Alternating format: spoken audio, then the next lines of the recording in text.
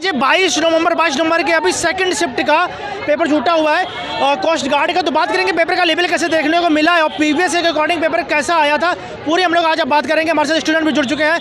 तो भैया नाम क्या आपका? मेरा नाम पुष्पेंद्र सिंह है। तो पुष्पेंद्र ये बताओ, आपने प्रीवियस आपने दिया होगा, क्योंकि अवश्य बात की जब तैयारी कर रहे हो तो आपने एग्जाम भी दिया होगा, तो उसके अकॉर्डिंग आपको क्या लगता है कि ये जो पेपर आया था उसके अकॉर्डिंग ये टफ था या फिर ईजी आया था? देखिए ऐसा था कि पहला सेक्शन था वो बहुत ईजी हुआ था और सेकंड सेक्शन था वो थोड़ा मॉडरेट था। फर्स्ट सेक्शन में जो था बहुत ईजी था, मतलब बहुत सही था। जिन्होंने तैयारी करी होगी उन्होंने मतलब कम से कम 50 क्वेश्चंस कर ही दिए होंगे। और जो सेकंड था, सेकंड सेक्शन 2 में 12th वाली फिजिक्स और मैथ आती है टेक्निकल वाली, तो वो ना बहुत मॉडरेट थी, बहुत अच्छी लेवल की आई हुई थी। ठीक है जी। अगर बात करें एक एवरेज बच्चा जिसने 4 महीने लगभग तैयारी करी है इसकी, तो क्या लगता है वो बच्चा अच्छे से तैयारी करी है? हम नहीं कह रहे कि उसने टाइम पास किया है, ठीक है, अच्छी तैयारी करी, क्या वो बच्चा ये क्वालिफाई कर पाएगा? जी हाँ, अगर उसने सेक्शन 1 बढ़िया कर दिया है और सेक्शन 2 में 20 नंबर्स लाने होते हैं, तो अगर उसने तैयारी अच्छे से करी है तो उसका हो जाएगा। चलो सेक्शन 1 की बात करते हैं सबसे पहले हम लोग। अच्छा बात करें सबसे पहले इंग्लिश में जो इंग्लिश का लेवल था वो कैसा था? मतलब मॉडरेट आ रहे थे, ईजी आ रहे? नहीं बहुत ईजी था। इंग्लिश ईजी थी। रीजनिंग के भी बहुत नॉर्मल क्वेश्चन थे। अर्थमेटिक में बहुत simple question, time and work और परसेंटेज के नॉर्मल क्वेश्चन थे। मॉडरेट था सेक्शन 2। अच्छा अच्छे खासे क्वेश्चन थे उसमें। अच्छा जैसे हम लोग बात कर रहे हैं, हम लोग इंग्लिश बात करें, सिनोनिम एंटोनिम कोई भी याद आ रही हो तो बता सकते हो, ये आए थे। सिनोनियम शायद कम थे।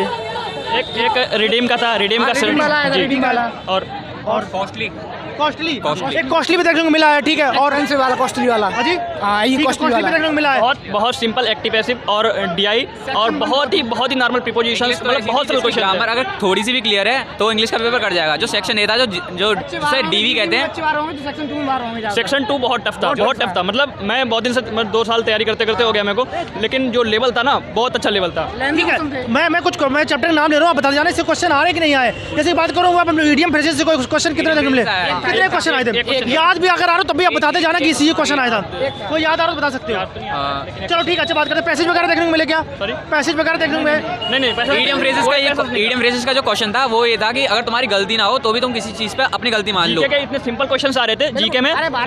भारत का प्रथम राष्ट्रपति पूछा हुआ था। और जो साइंस आती थी वो भी नॉर्मल थी कि इलेक्ट्रॉन किसने डिस्कवर किया था और यही सब था। अच्छा ठीक है, इंग्लिश की बात करें अपने सेक्शन वाइज कवर कर लेते हैं। जैसे इंग्लिश में ही बात कर रहे थे, तो क्या इसमें मिसस्पेल्ड वगैरह भी दिया गया, पैराजम्बल वगैरह? मिसस्पेल्ड नहीं था। उससे पंक्चुएशन से क्वेश्चन था, मतलब बहुत ही सिंपल क्वेश्चन था। और जो सब्जेक्ट वर्ब एग्रीमेंट होता है, कॉमा इन्वर्टेड कॉमा एक लोग हाई नरेशन में बस कॉमा लगाना था, वही उसमें पंक्चुएशन का क्वेश्चन था। ठीक है, क्या बता उसमें जैसे कंजक्शन वाले क्वेश्चन थे और एक्टिव पैसिव था, आर्टिकल का एक क्वेश्चन था और यही क्वेश्चन थे जो नॉर्मल होते हैं। ठीक है, स्पॉटिंग एरर कितने देखने को मिल रहे हैं? स्पोर्टिंग एरर नहीं थे, मतलब ये सिंपल थे कि जैसे अगर वर्ब प्लूरल है तो फिर नाउन प्लूरल आएगा, ये वाला था। डायरेक्ट कितने क्वेश्चन आ रहे हैं? एक ही क्वेश्चन था, एक क्वेश्चन देखने को मिल रहा है। ठीक है, मैं इंग्लिश हमारे लगभग पूरा कवर कर लिया है।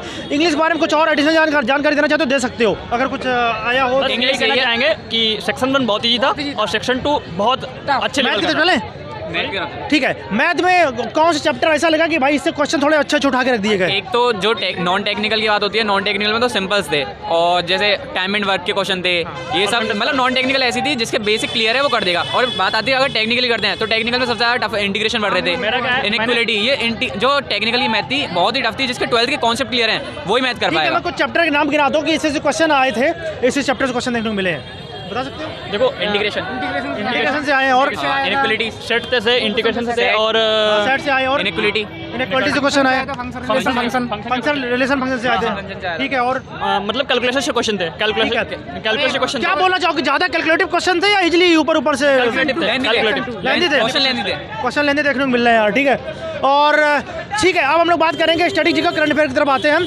तो करंट अफेयर किस तरह के देखने को मिले 2021 के बाद? केवल 5 क्वेश्चंस, जीके में केवल 5 क्वेश्चन थे, बहुत इजी जी। कहाँ से? जीके में प्रेसिडेंट पूछ लिया, प्रेसिडेंट कौन था, पहला प्रेसिडेंट, ऐसे क्वेश्चन थे। मतलब जो बुक आती है ना 8th क्लास वाली, जो बुक आती है नॉर्मल, उसमें से फंसे हैं सारे जीके वाले क्वेश्चन। ये था जो करंट और जीके था, 5 क्वेश्चन आते थे, बहुत नॉर्मल आए थे। किसी की बेसिक क्लियर होगा, उसे पता होगी पहला प्रधानमंत्री कौन था, राष्ट्रपति कौन था, वो सब कराएगा।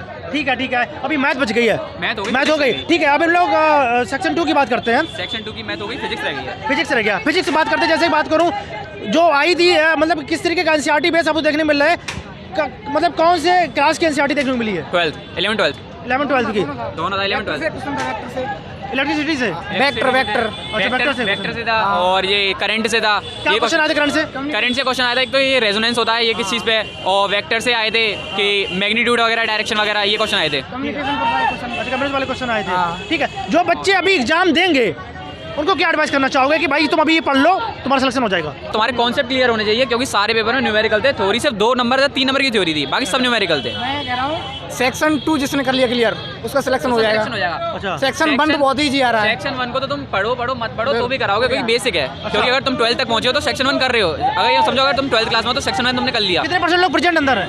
अंदर ऐसे थे 80% थे। 80% लोग प्रेजेंट अंदर हैं भाई। ठीक है, तो अब ये हमें एक बताओ, जो लास्ट में सब बच्चों को इंतजार होता है कि आपके अकॉर्डिंग क्या लगता है कि जो ये कट ऑफ है कितना जाएगा लगभग? अराउंड 75 के अप्रॉक्स। 75 के अप्रॉक्स जो है ना ये आपका सेक्शन जो कट ऑफ है ना वो जाने वाला है। तो बहुत अच्छा एनालिसिस कराया, थैंक यू वेरी मच।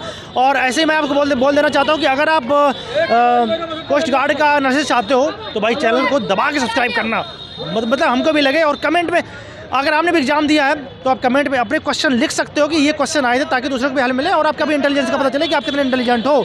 और मैं बात करना चाहूँगा कि भाई कहते हैं ना, सुख में सुमरन सब करें, दुख में करें ना कोई। ठीक है, अगर सुख में सुमरन सब करें तो दुख का कोई, तो वाली कहानी। तो भाई अभी तो स्टार्टिंग है, तो आपको भाई सब्सक्राइब कर देना चाहिए, क्योंकि आपका सपोर्ट मेरे लिए बहुत ही अच्छा होगा। एक सब्सक्राइबर मेरे लिए 1000 के बराबर होगा।